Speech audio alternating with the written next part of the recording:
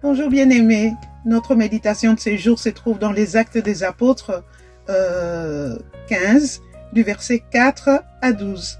C'est le retour de Paul et Barnabas de la mission où ils avaient été sur injonction du Saint-Esprit qui avait demandé justement à l'Église de lui mettre à part Paul et Barnabas. Donc, ils reviennent de la mission, ils rendent compte de ce que Dieu a accompli au travers eux pendant cette mission, parce que Dieu avait accompli des miracles et des prodiges.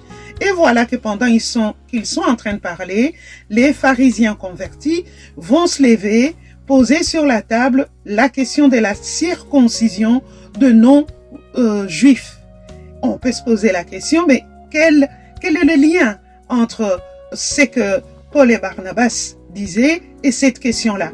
Mais à cause de cette question, qu'est-ce qui va se passer? Les apôtres et les anciens de l'Église vont prendre un temps pour réfléchir, discuter, afin de donner une réponse. Mais c'est au travers de Pierre que Dieu va parler à toutes ces personnes.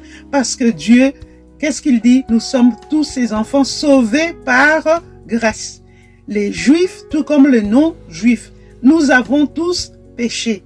Et la grâce, elle est pour tous. Et Pierre va même rappeler que ces non-juifs-là, Dieu leur a accordé aussi le Saint-Esprit.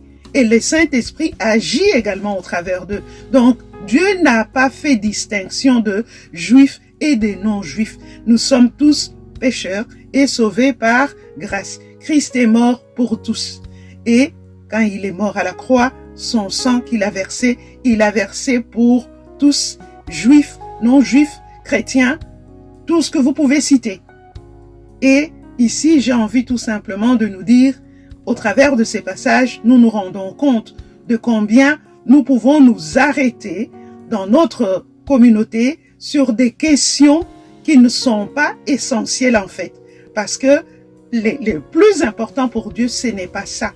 Et ma prière, c'est qu'au travers de nous, Dieu élève des Pierre, des Paul, de Barnabas, des hommes et des femmes remplis du Saint-Esprit, qui sachent marcher dans l'unité, dans la cohésion, afin que tous ensemble, parce que Dieu, il agit au travers de chacun, de chacune de nous, quand il veut, comme il veut. N'est-ce pas qu'il est écrit dans la Bible que le vent souffle quand il veut, où il veut, comme il veut. Ça peut être au travers de juifs, ça peut être au travers de non-juifs, tout comme ça peut être au travers de pharisiens convertis. Excellente journée, soyez bénis.